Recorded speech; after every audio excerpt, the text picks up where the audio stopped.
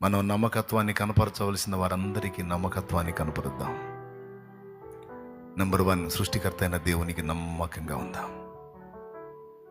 ఆత్మీయ నాయకునికి నమ్మకంగా ఉందాం. జన్మనిచ్చిన తల్లిదండ్రులకు నమ్మకంగా సేవ చేద్దాం. అంతేకాదు, కట్టుకున్న భాగస్వాములకు నమ్మకంగా ఉందాం. భర్త భార్యకు, భార్య భర్తకు.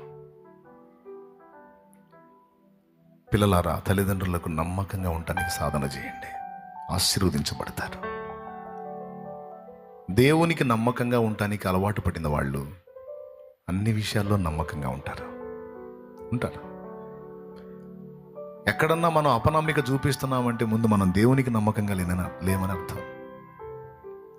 అందుకనే గుర్తుపెట్టుకొని మనం ఎవరెవరికి నమ్మకంగా ఉండాలో గ్రహించండి. మొదటి విషయం. రెండవది, మన నమ్మకత్వానికి పరీక్షలు ఎదురవుతాయి.